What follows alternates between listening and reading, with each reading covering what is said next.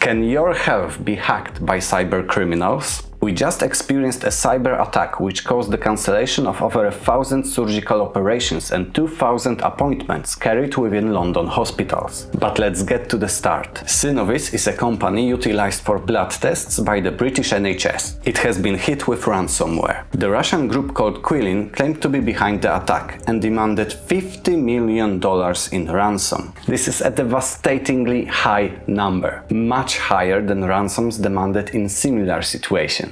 We can compare it to the breach of health service executive in Ireland, where the demand was $20 million, and the breach of Colonial Pipeline, which caused the fuel shortages in numerous US states, where the demand was $4.4 million. Both of the mentioned attacks happened in 2021, so I guess the raging inflation hits all of the prices, even the ransoms. The company didn't pay the ransom, and as of today, around 20 days after the attack, it still struggles to restore its processing capabilities from before the breach. Synnovis is now balancing over a very sharp edge, targeting to restore the functionality for most clinically critical cases with the biggest time pressure, but also having to do it in a safe and secure manner, as security standards for health industry do not allow to cut any corners. Yet even taking the best case scenario that the company will be able to restore its services, another threat entered the chat. According to NHS England, allegedly the data stolen in the cyber attack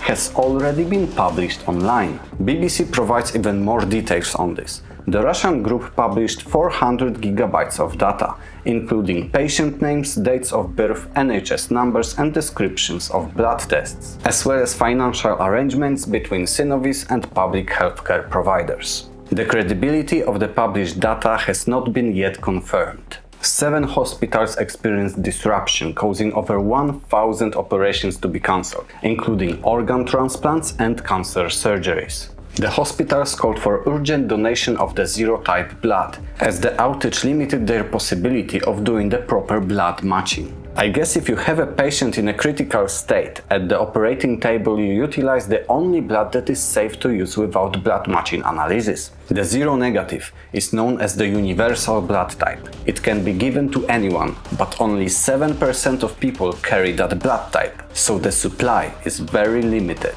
Medical students have been drafted to deliver the test results by hand, outside of the grid, like medieval couriers. How was the attack technically possible? According to the spokesperson of the Qilin group, they utilized a zero-day vulnerability in an undisclosed software. Those vulnerabilities are especially hard to protect against, as the name Zero Day means that the software vendor had exactly 0 days to release a patch. In other words, they used a vulnerability that the software developers weren't aware of existing. Yet, note that the investigation on that case is far from over, and the only information we have on the attack vector comes from the attackers themselves. Is that information trustworthy?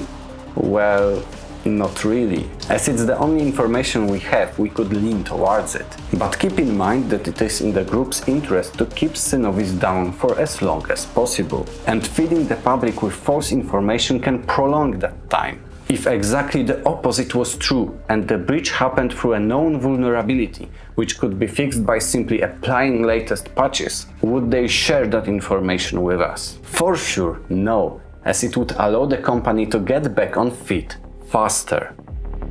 Thanks to a cybersecurity company Group IB, we have some insight into this organization. Qilin Group operates in a ransomware as a service model, where a specialized group develops and maintains the malware and infrastructure required to run it. Yet the actual attacks are done by ones called affiliates. They can access the admin panel. Yes, the ransomware has a pretty graphical interface. When the data is exfiltrated and files encrypted, the note like this is presented to the user. Once the ransom is paid, the money is shared between the affiliate and the core of the Qilin group. If the ransom is lower than $3 million, the affiliate gets 80% of the payout. When above $3 million, an astounding 85%.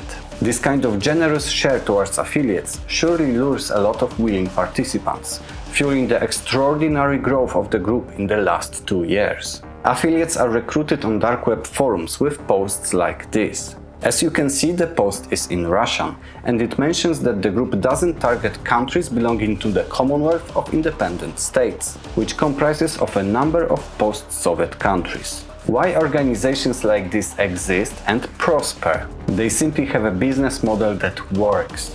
Even though companies have a legal requirements to notify the public on being impacted by cyber attacks, it is estimated that 72% of companies do not do that.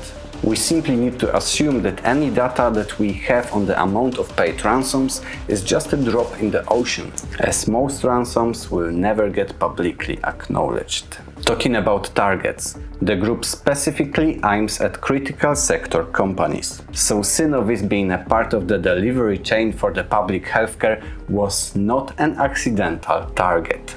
Maybe me and my generation were too young to see such technological breakthroughs like the launch of the Sputnik or the landing on the moon. But we experience right now a completely different breakthrough, and it's not one that we like. We are so entwined with the critical infrastructure that our health and lives can be severely impacted by a person just sitting in front of a computer thousands of kilometers apart. Something that could be a plot of a James Bond movie just 12 years ago is a gruesome reality today. Just point and click. Let me know in the comments what you think about the latest leaks of personal data and the impact on our daily lives. I love reading your comments. Take care.